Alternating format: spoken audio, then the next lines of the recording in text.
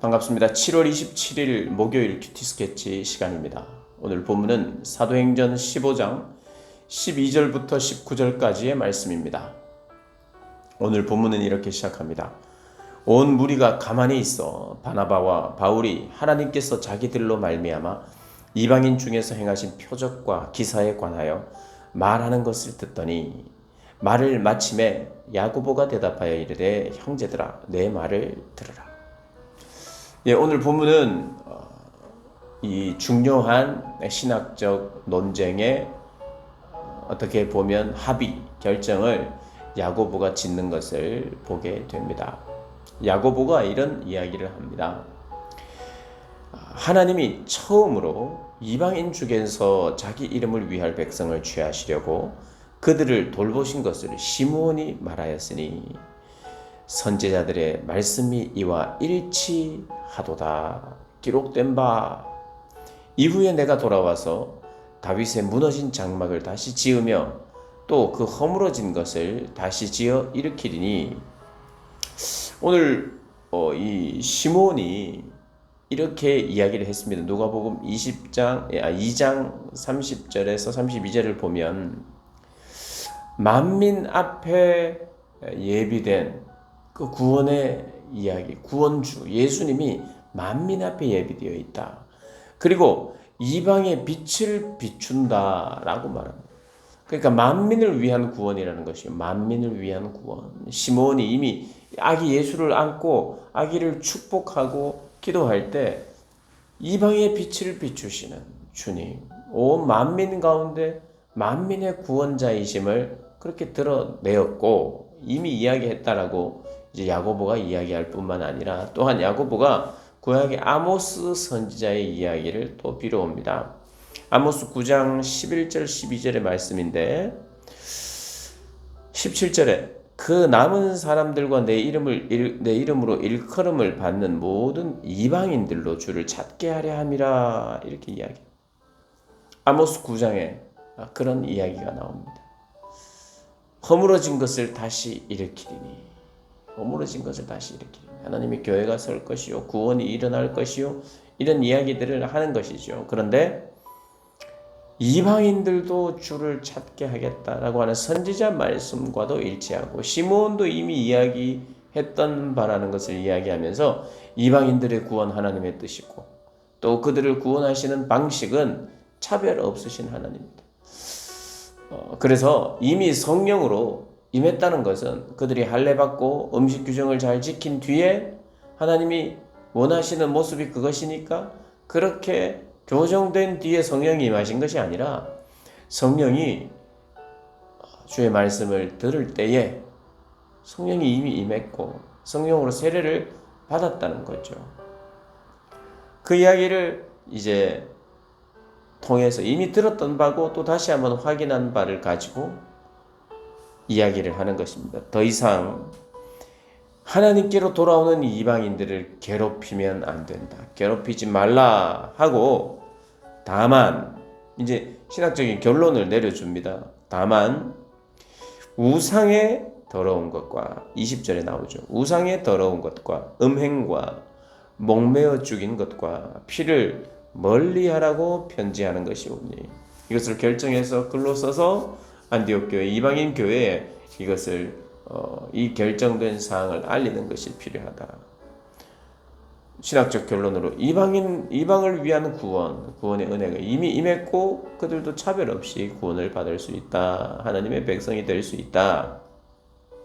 그들이 할례를 받거나 모세의 율법을 지키지 않아도 된다.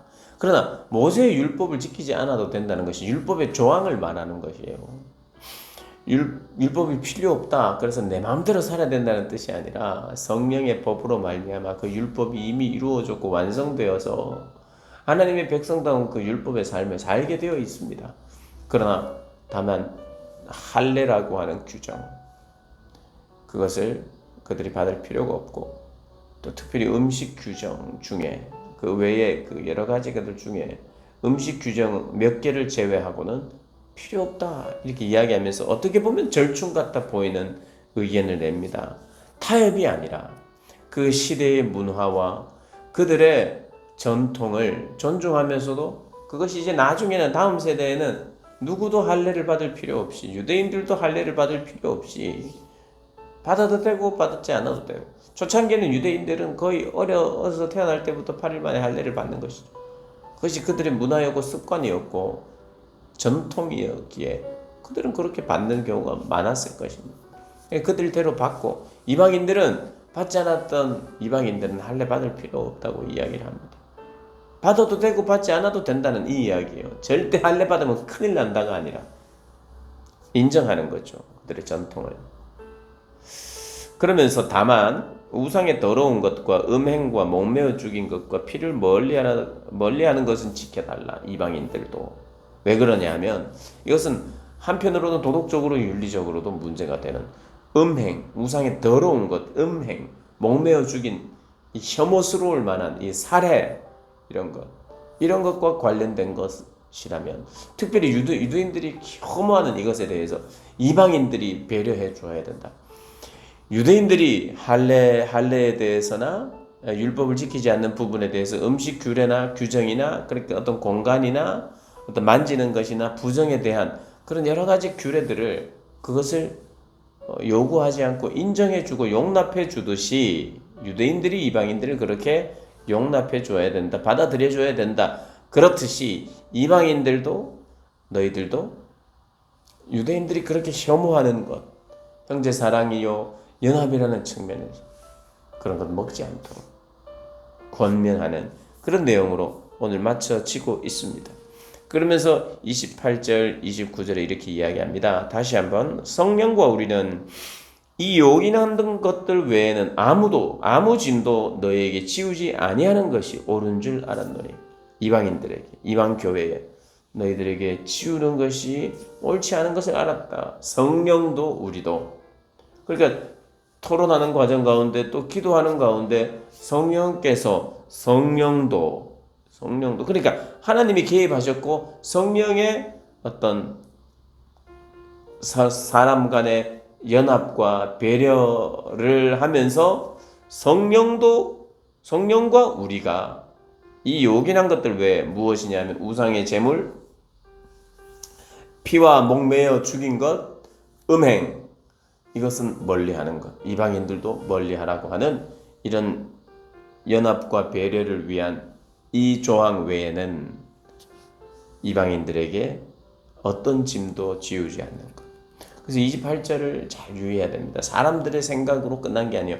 사람들을 존중하고 사람들과 의견을 나누고 또 무엇이 서로를 배려하는 것인지도 생각하는 이 모든 것이 성령께서도 그렇게 원하시는 거예요. 서로 배려하자.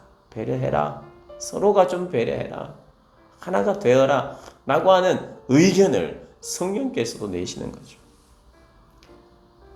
그래서 결국엔 교회는 죄도 다 인정해주자 이런 것이 아니라 결정적이고 중요한 살해나 살인이나 음행이나 이런 것들을 관습적으로 해왔던 것 철저히 끊어내고 그런 것 하지 말고 그 외에 모세의 율법과 관련된 것, 그 짐을 지우지 않기로 그렇게 결정을 한 것입니다.